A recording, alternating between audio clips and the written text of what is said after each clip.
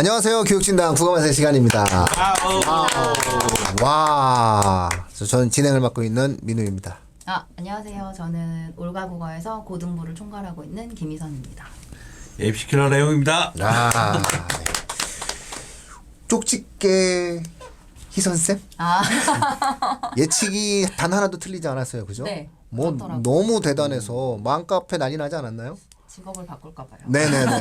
지금 맘카페에서도 예상했던 그 칼럼 글하고 네. 분석글하고 거의 네. 문제를 미리 보고선 쓰지 않고선 되지 않을 것 같은 정확성을 지금 자랑하고 그러나 계신데 평가원에 아는 사람은 없습니다. 큰일 나요 요즘에. 네, 아는 사람은 없습니다. 자 어쨌든 예상대로 되시긴 하셨는데 한번 분석을 좀 해주셔야 될 것 같아요. 네, 제가 그 8월 15일쯤에 글을 썼던 것 같아요. 네. 9월 모의고사 전에. 그래서 그때 이제 드렸던 말씀은 킬러가 없어지더라도 쉽진 않을 것이다. 그거 하고 이제 평가원이 그 정부가 말하자면 지시한 그 킬러를 다 빼야 되기 때문에 그걸 빼면 지문의 난도를 올려서 시험의 난도를 올릴 수가 없으니 분명히 선지를 어렵게 될 것이다. 이렇게 얘기를 했던 것 같아요. 그러니까 선지가 어려워졌잖아요. 네, 많이 길어지고 네, 한 줄씩 더 넣었어. 네, 한 줄씩 더 넣었어요. 성의 있게 한 줄씩 더 네, 넣으셨다. 한 줄 더 넣으면 힘들어져요. 정말 힘들죠. 단문에서 이게 로직 자체가 하나가 더 맞아요, 늘어나는 거라 이거는 뭐. 추론도 보통 한 시험지에 한 2개 있었다면 이번에는 그냥 발문은 일치불일치인데 실제로는 추론을 해야 되는 문제가 다 합치면 한 4개 정도. 그러니까 2개에서 4개 됐으니까 2배 아이고, 많아진 그러니까요. 거니까. 네. 그 2점이면 그러니까 2문제면 수험생들한테 되게 큰 거니까. 네네. 딱히 뭐 이거에 너무너무 어렵다라고 하는 부분이 있었네요. 뭐 지문은 일단 어려웠던 건 없었던 것 같아요. 왜냐하면 그 보통 그 수능의 지문이 지금 현재는 4개가 나오고 있거든요. 비문학은 독서는. 근데 그 독서에서 맨 앞에 1번부터 3번은 되게 쉬운 거예요. 독서 이론이라고 해서 그냥 어떻게 책을 읽는지에 대한 교과서적인 개념이 들어가 있는 거라 거기서 오답이 나오는 학생은 많지 않고 그 지문은 뭐 연계가 되든 연계가 안 되든 사실 학생들에게 큰 영향이 없어요. 그럼 이제 나머지 인문하고 사회하고 과학기술하고 요렇게가 이제 연계해서 중요한 건데 그 세 지문이 EBS에서 다 연계됐기 때문에 발표한 그 연계율은 50.1%인가 그런데 체감 연계율은 100%일 것 같아요. 네, 그래서 EBS 지문에서 일단 지문은 연계가 다 되었기 때문에 지문 난이도는 많이 낮아졌다. 그리고 길이도 제가 그 구모 전에 말씀드렸던 것처럼 길이도 짧아졌어요.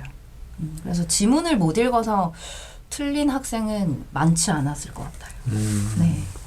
우리 예상했던 뭐 내신형 그런 것들은 저희가 계속 경고를 한 상황인데 네네. 그건 평가원이 살살살 잘 피하셨던 것 같아요. 예. 국어는 어렵게 낼 수 있는 방법이 수학과 달리 많아요. 그렇죠. 그래서 선지 한 줄씩만 넣으셔도 아이들이 알아서 변별성을 갖추는 시험이 네. 돼버렸네요. 그래서 독서도 선지 길이도 늘어났고 이제 문학도 선지 길이가 늘어났고 그리고 문학에서도 한 문제는 약간 추론식의 문제가 나온 거고 그러니까 추론을 잘하는 학생하고 선택지를 잘 끊어서 의미 구조별로 잘 분류를 하는 그런 학생들이 유리한 시험이 된 것 같고요.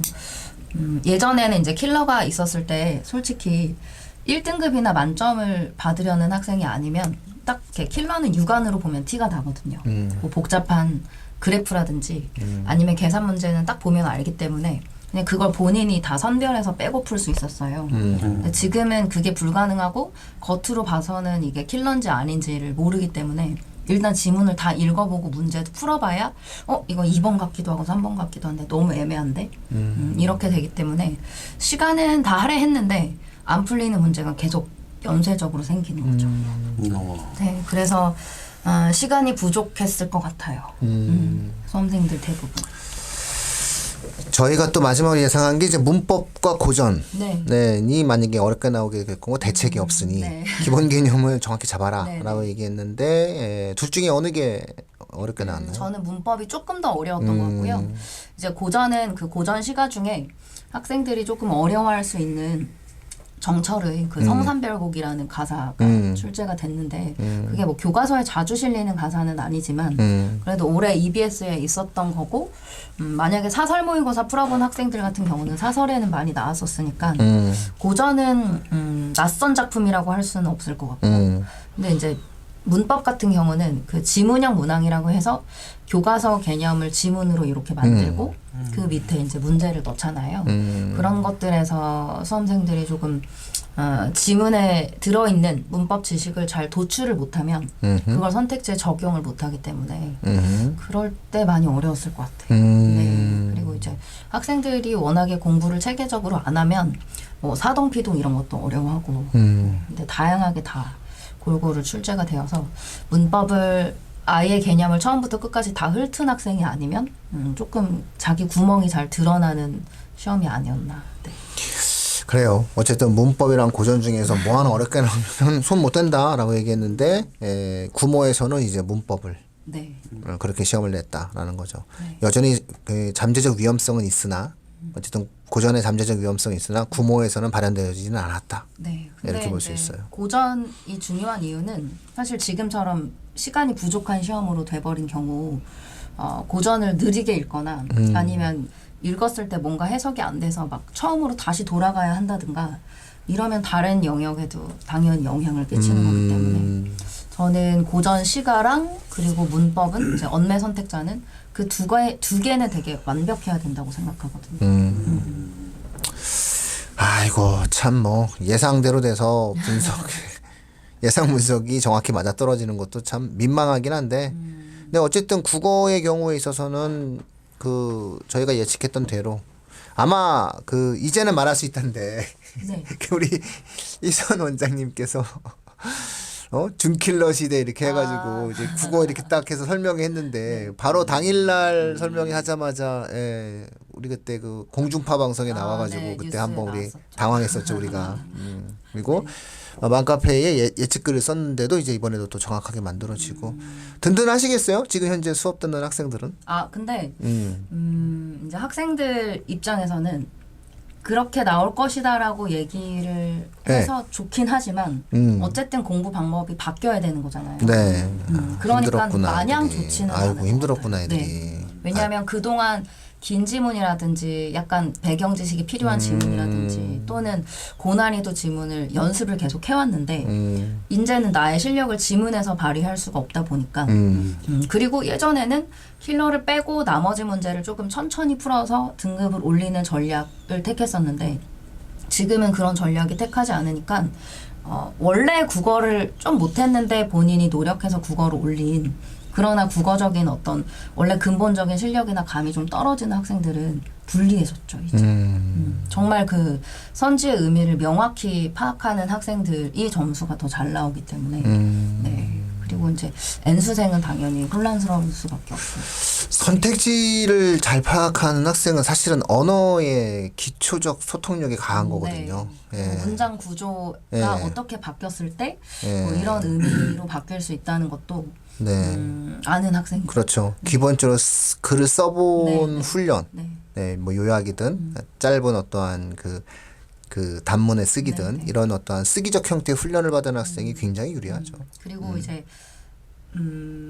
만약에 중학생 같은 경우면 어떤 글을 이렇게 문단별로 자기가 긴 문장으로 요약해 보는 것도 되게 좋은 것 같아요. 그럼요. 그런 얘기는 하시면 안 되고. 아유 아주 그런 애들이 따라해. 그런가? 시끄러워.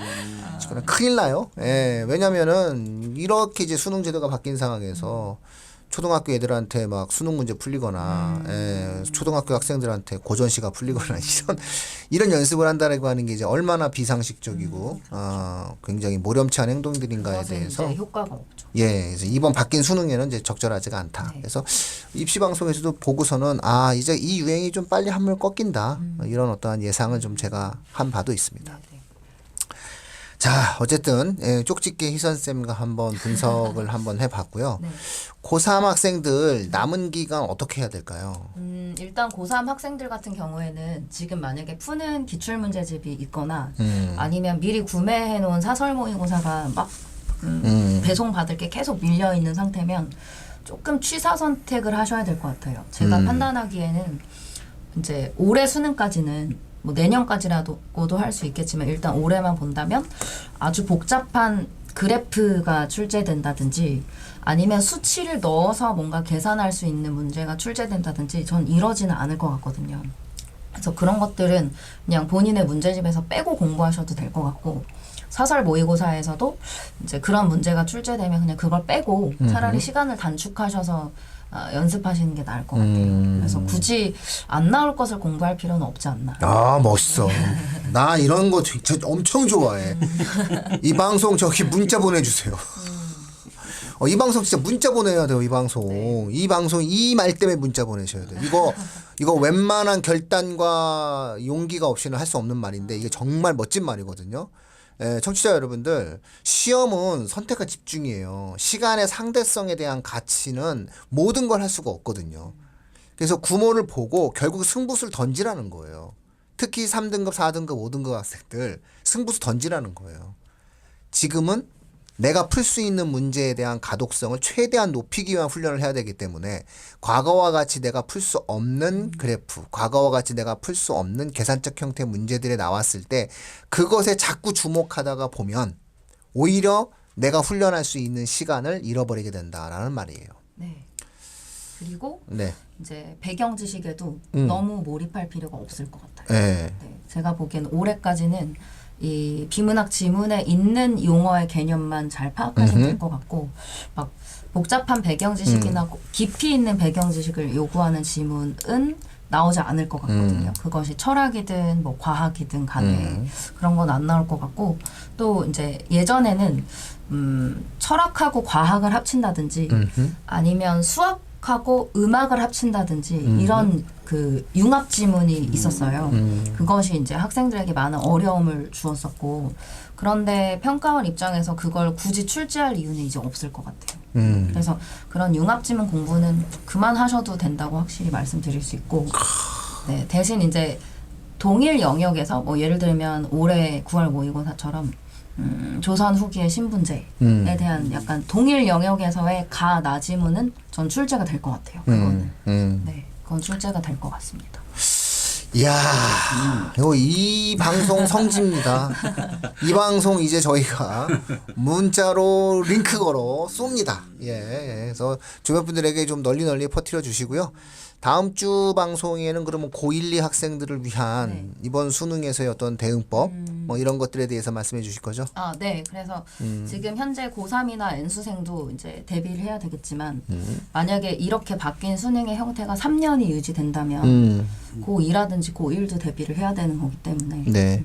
그런 얘기를 좀 해드리려고요. 평가원은 어차피 이런 거예요. 대통령의 지시사항으로 만들어졌지만 그러나 이 정책의 또 하나의 어떠한 순기능을 주목할 수밖에 없는 거예요.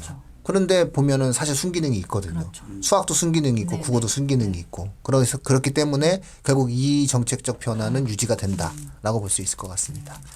다음 주에 고1, 2 학생들 뭐 네. 초, 중등까지 기대 많이 해주시고요. 오늘 이 방송도 고3이 들었을 때는 엄청난 임팩트가 있는 내용들이 몇 개 있거든요. 그것을 좀 많은 분들이 알아들었으면 좋겠다. 많은 분들이 얻어서 자신의 어떠한 입시와 수험 생활에 도움을 줬으면 좋겠다라는 생각이 있습니다. 네. 항상 감사드립니다. 네. 네, 다음 주에 뵙겠습니다. 감사합니다. 네, 고맙습니다. 네.